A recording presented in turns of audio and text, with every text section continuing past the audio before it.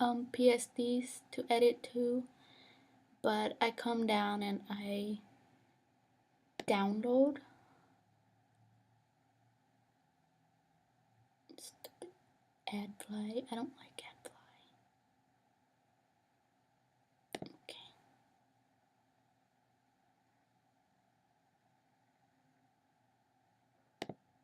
I download it.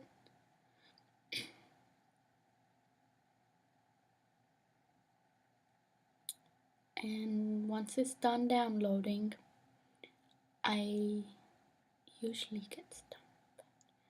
I click on it and it opens it up on my Photoshop.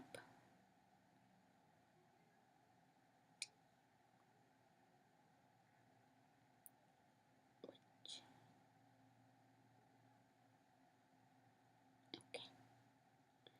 And once it comes right here,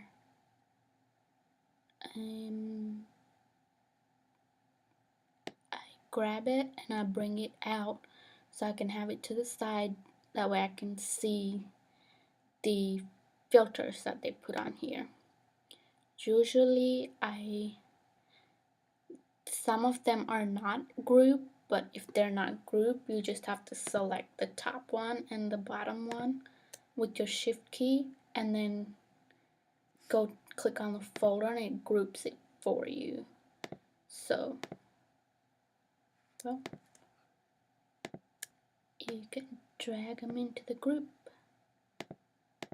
and then, okay, yeah, you could drag it into the group after you select them and put them in the group. And you keep it to the side and you come back to your original Photoshop thing, and you can download videos from YouTube on ssfrom.com or something like that. I'll show you the website. Savefrom.net, and I actually downloaded a plugin for my Google Chrome, and I have it on my icon right here. And I usually click on it when I'm on a YouTube video and it downloads the video for me automatically, or it shows me a little thing right here near the video to download it. And I usually try to download it in 720 pixels. And then after it's downloaded, it's in my folder. And make sure you know where it is. And you click on File, Import Video Frames to Layers.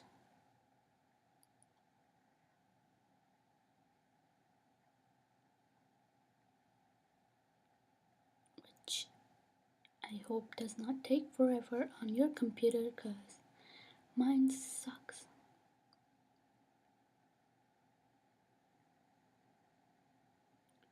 I had to freshly open it, so that's why it's taking so long.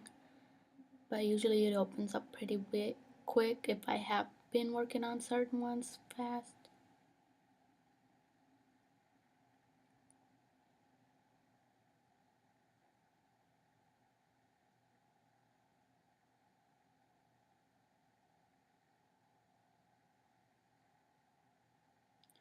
I will probably try to skip over this, but it should pop open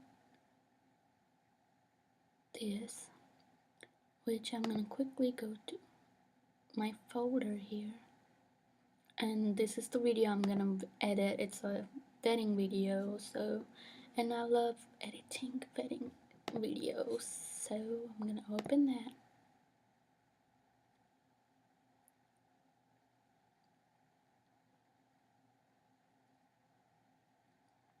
And it pops up this layers, this video thing where you can choose how much you want. So if I want to GIF, I'm trying to find something to GIF here. If I want to GIF like her makeup,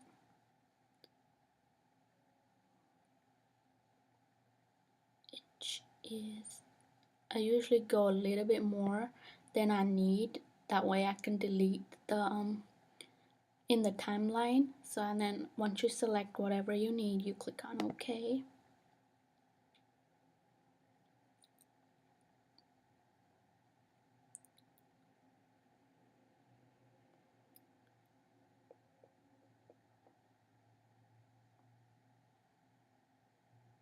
and voila,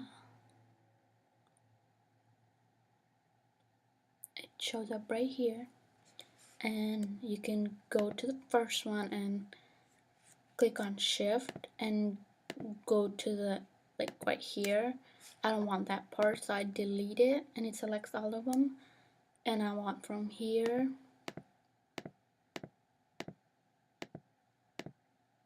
to here. So then I take here, click on shift, and go to the last one and select and delete. And then you can crop, which if you go to the top after you select crop here, you can go to the top and it shows ratio and all of this. You can click one of these to make it easier. If you're making like a GIF set, it's easier for them all to be the same size. So I'm just gonna quickly pick this one, and then you size it up, and I don't really like that. So, and you can also come up here and click on the dimensions right here and change the dimensions, and I'm gonna put them right there because I want kind of the whole thing in it. Go up a little bit more.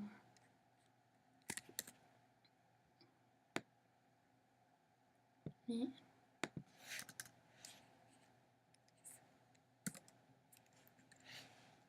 Okay. And you can use your arrows to move it. And you click on crop, which it crops. And I clicked on enter to crop it. And then you go to the bar right there and you select all frames and click on the time here and choose the time frame, which I usually use 7 or 8, and you can choose 0.1 if it's a really slow GIF. If you want it to go really slow, like if it's below 30, I would go really slow. And I'm gonna delete some of these because they're kind of showing like on the side. But yeah, and I would play it just to make sure I'm getting what I'm getting. Okay, looks great.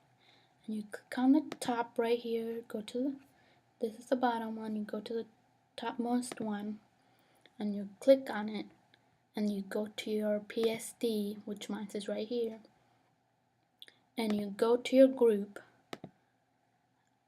and you, if it's closed, I usually close it so it's easier for me to maneuver, and you click on the group. So if you can see, you click on the group and you drag it over the GIF that you want to use the PSD on and you place it, and this is how it comes over here like a GIF. So, and after that I click on select all frames, because if you don't select all frames when you're trying to change the things in the PSD, they won't change.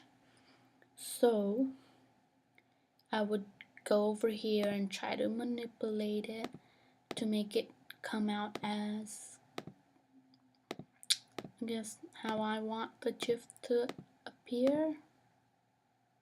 I think this is okay, kind of. Okay, we're just gonna leave it like that. And if you want to add more, you can go down to here and choose whichever filter you want and it will add on to it. And usually exposure is what I used to use when I started out, but after I learned about PSDs, I use PSDs more because somebody else has done your work for you.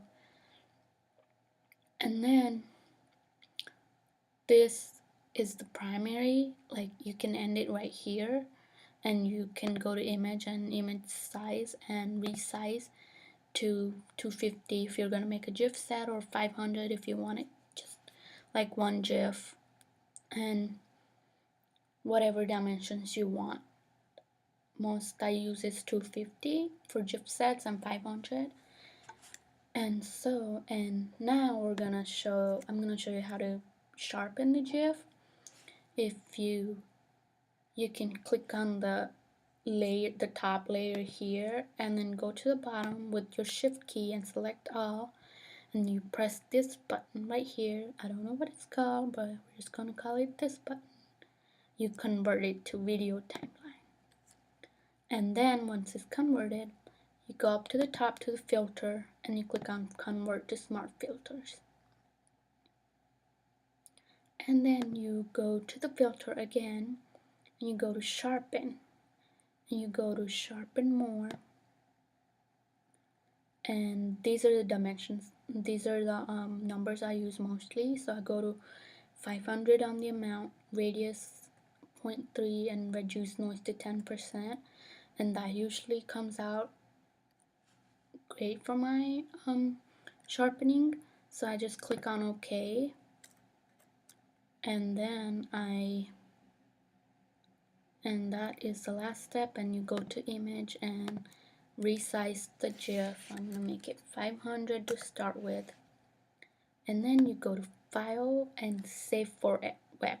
If you do save as, it saves as, it does save as PSD, but that's not what you want, because I don't know, I don't like using that because other people can take your GIF easier or take what you used for your editing, and I usually don't do that. So, and here it comes up, and once if you do the sharpening thing with converting smart filters, on the top bottom side it goes back to once instead of forever. So you want to click on forever, and then sometimes most of my 500 level GIFs, if they're like above 30 loop 30 timeline thingies layers, they usually go above 2.0 m, which that's not it. Tumblr does not take that, so I would leave. I would manipulate this. I would usually manipulate this when I started off, but that changes the GIF a lot, and I don't like that. It like creates bubble kind of stuff, and you don't want that. So I would just resize it to about. I found that 350 is the lowest you can go and still make it look decent. And this one is 500 and it's still under 2.0 limit, so I'm good with that. And then I would go over here, and the quality I wouldn't worry about that. Just leave it as it is, because I've never seen it make any difference on my GIFs. But and you can go to original, because there's a huge difference. Like there's like pixels here, and the original doesn't have pixels. And I would play it once just to make sure. I know there's a little spot right here that I don't want it, but yeah. And then I would go back. Sometimes it shows that it's 1.89 or 9, but I would go back to here and click here to make sure that the number is the same, because if it's not, it will usually change, and you want to manipulate, because you don't want to do it if you don't want to waste time and do it twice. And you click on save,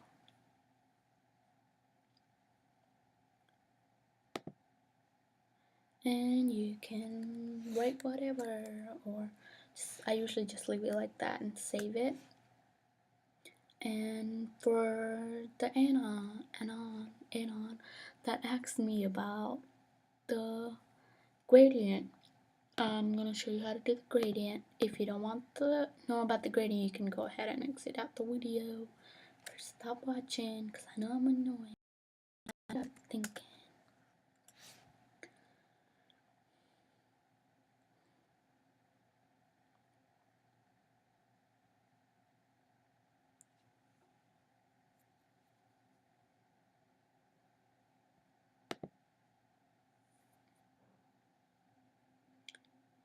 Just choose this one. You can actually go to like search nebula and take that too.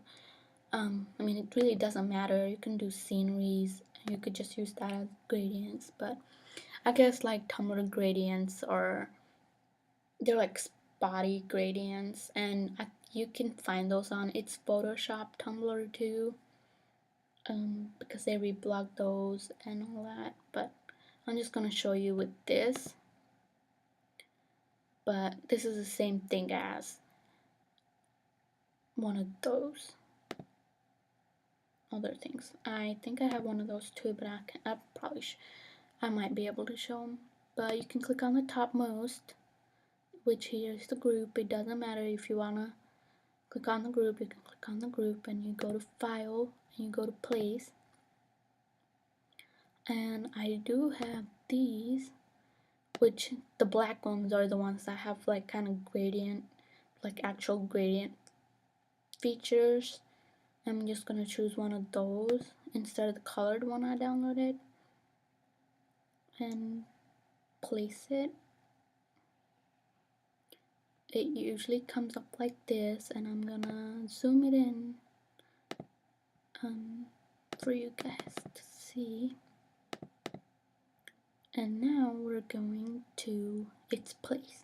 So you're gonna click on Command T or Control T, and you can right click and rotate it to fit your size of your GIF, or you can use this on pictures too, and you drag it and you click on enter, and then make sure that this is selected. It should be, and then you can go right here, and I think most people click on, like, you could just play around with it. I usually click on screen, which if you use a black one, if you click on screen, that's the one you should use. So it adds a little flushy thingies on here, and like you can see that if I take it off, you don't see it right here, but when I put it back on, you see it right here. So I hope that helps with the description. But you just place it on there and that's it. That's how you get the gradient on there, and you can go back and save it and all that jazz. And I'm not sure if usually that decreases the file size or increases. Like, I've seen people that put it on there to decrease the file size, which I've never helped me, but it kind of takes up the pixels. But I'll take it and re-download it, and that's it.